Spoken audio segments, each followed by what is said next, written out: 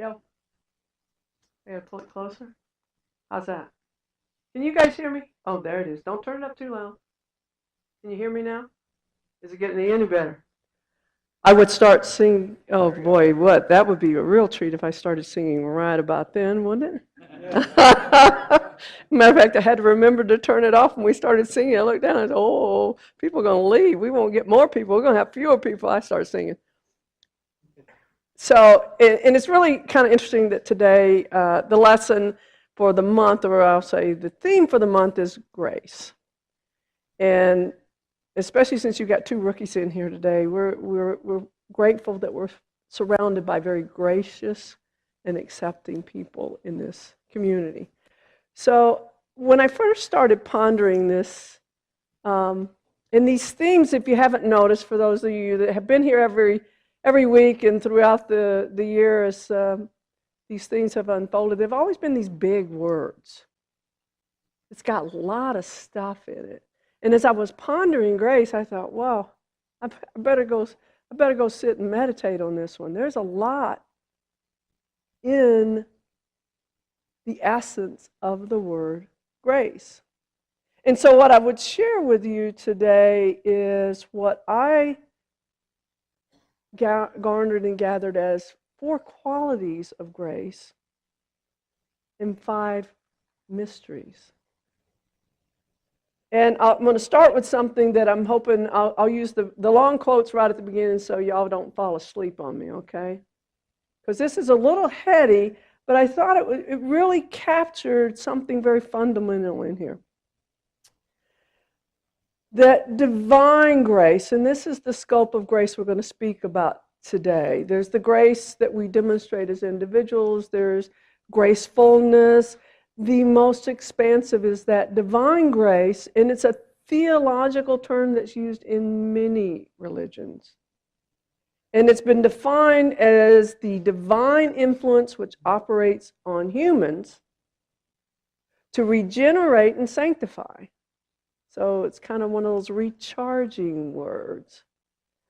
It inspires virtuous impulses and imparts strength to endure trial and resist temptation. And as an individual virtue or excellence of divine origin. Now, that was the first definition that I got, and that's when I said, whoa, this is pretty big. What is this really saying to me?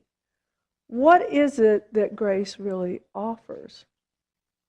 And when, again, I speak to divine grace, and especially with the privilege and opportunity to stand here and speak to you and share with you, and my desire is to share with you from my heart to your heart, that grace really is the opportunity to help guide how I show up.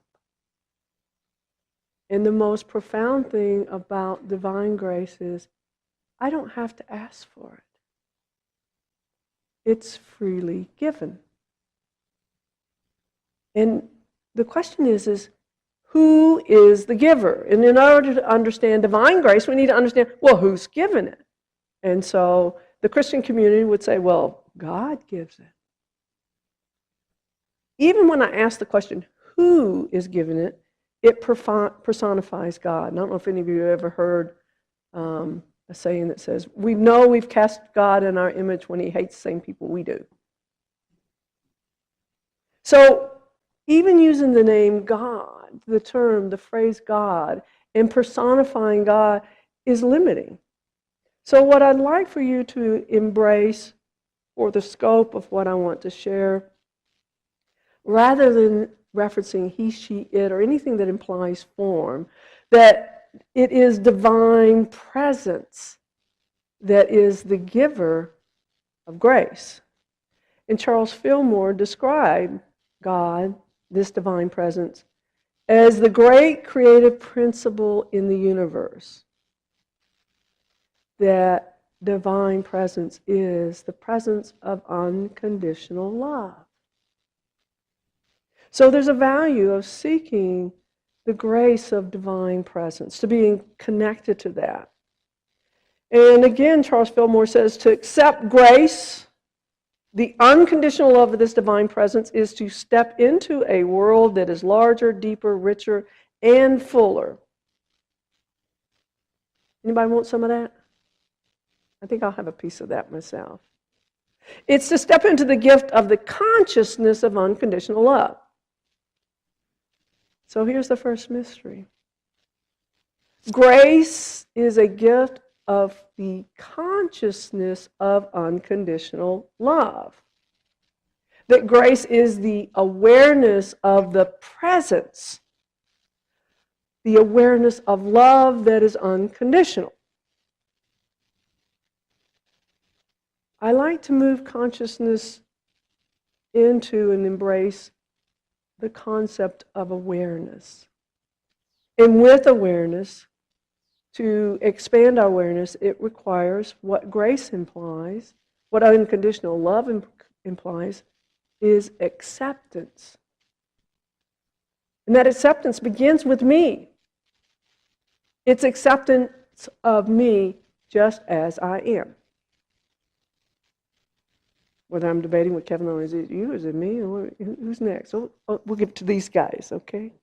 Just accept where I am right now in this moment.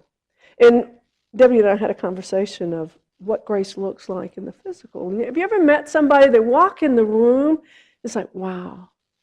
My image of grace when I was doing this image board for who I would like to be like, who models or embodies these qualities that I would like to have in myself, I thought of Princess Diana. I don't know the woman. I never knew her. However, you saw that image of her just stepping in. Children are the greatest quality assessors. They know and connect so openly and so willingly. And the way they light up when she walked into the room, there's a presence. And at the core of that presence is a self-acceptance, a self-awareness. And acceptance is the first demonstration of faith. You're all here because you have a faith in this higher presence. And with that faith, there is the ability to participate in, to receive. You don't have to earn it. There's at least one thing in this life you do not have to earn. And that is that divine presence and that grace that embodies an unconditional love. But it's kind of challenging sometimes, right? That in order to embody this, I have to have faith. And then I'm constantly looking for, reaching, and searching for harmony in myself, in my life, in my purpose. Why am I here? Does anybody ask that question? Why am I here? Oh, yeah. We understand that it is the divine plan, that there is a universal plan, that we are here to evolve. It really is that simple. I'm here to evolve. The stretch and the reach is to what? How about to become like the Creator? In Genesis, it opens with God created man in his image. In his image, not a form, in an image. That we have the capacity, that we were created to live and be in the image of the Creator, who, by the way, all of creation is also evolving. Part of that image is to continue to reach, to continue to evolve. And to change is to evolve. How many of you like change? Uh-huh. Yeah, we kind of like it when it doesn't hurt, right? What is it, the saying, pain's inevitable, suffering's optional? If I could have neither, I would really prefer that. However, there is joy and gratitude that is present in change. And the change means we know and accept where we are. and that we have and believe and have faith that we have the capacity to move into that divine presence. And the grace of acceptance is knowing that all is as it should be. That's kind of hard sometimes, right? Like feeling like you're about to take a poison pill. This is what it's supposed to be like.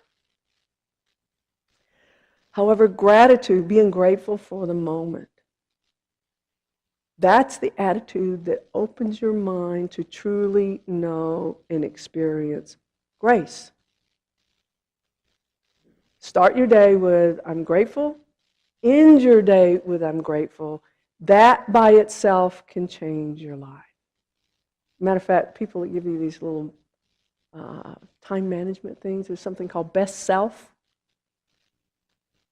The time management, leadership management, gratitude is one of the things that is incorporated in all of those so that we can connect with that highest form of self. So I said we're evolving to be like the source. But you know, divine presence got a sense of humor. Right? And that unconditional love also says that I'm not going to let you do this by yourself. I'm going to give you some role models. And those role models exist in our lives. Anybody know somebody that just walks in the room and really does command the room? They receive everyone. It's like everyone wants to be with them, be next to them.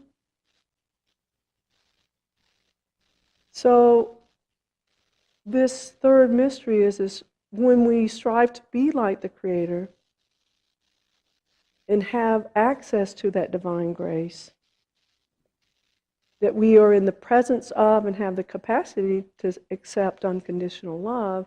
And one of those greatest role models was Jesus.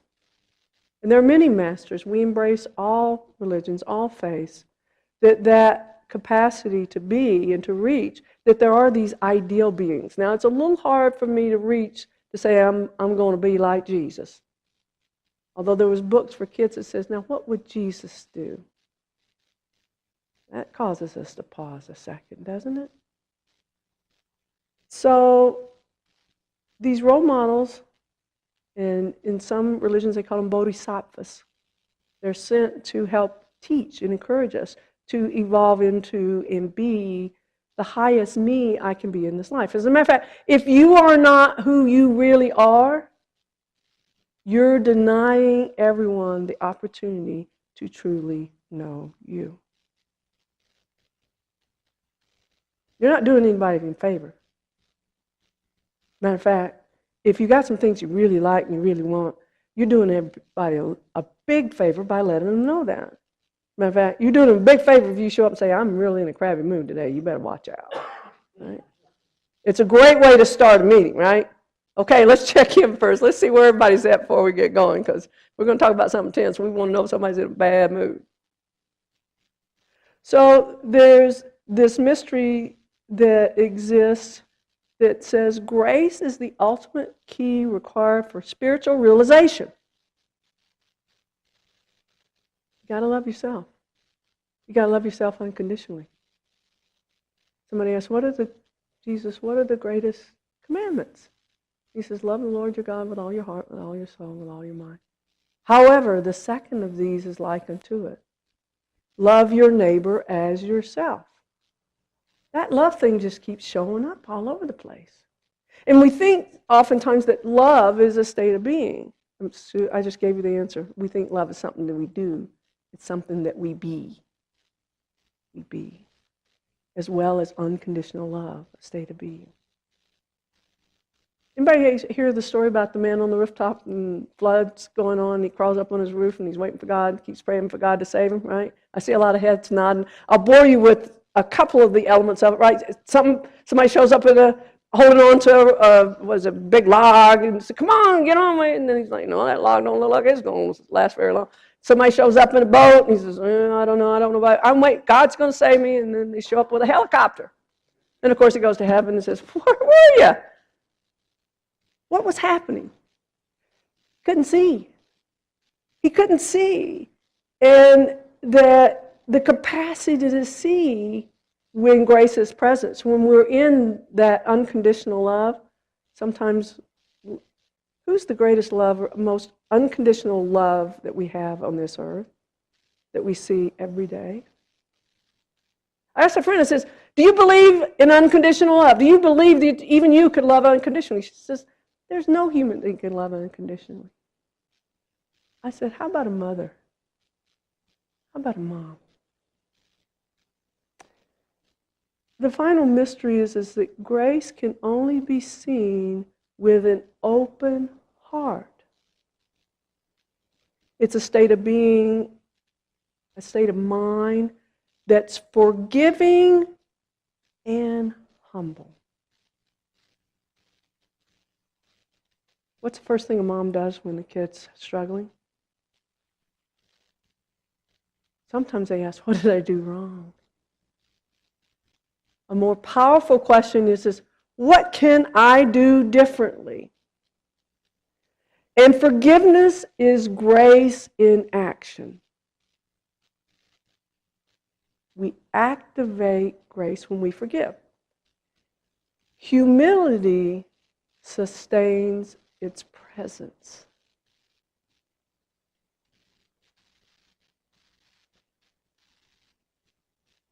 I always have this sense, and I get to those places that I think, why can't I just love? Why can't I just get comfortable being uncomfortable is what we say a lot in metaphysics. Learn to be comfortable being uncomfortable. And we have moments, we have glimpses of this.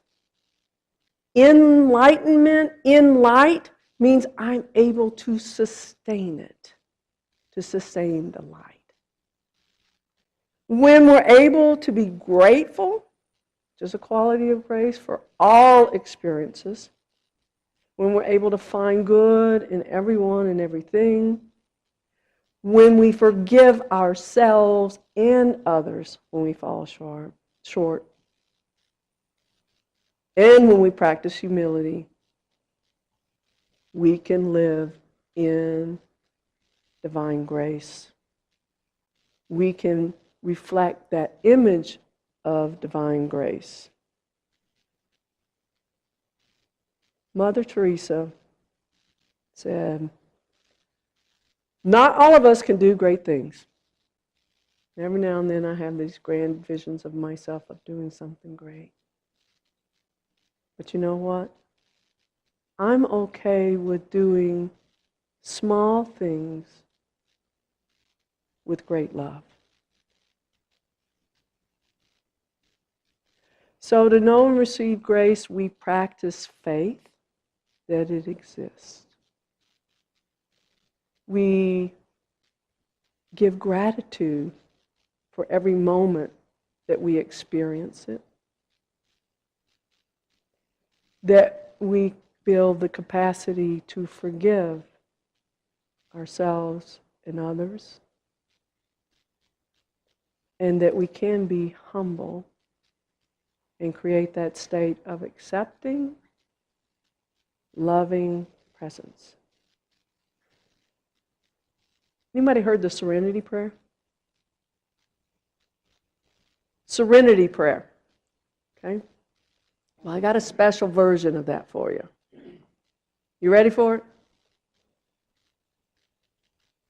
So, when we can accept with serenity the things we cannot change, parentheses, other people. When we have the courage to change the things that can be changed, parentheses, ourselves.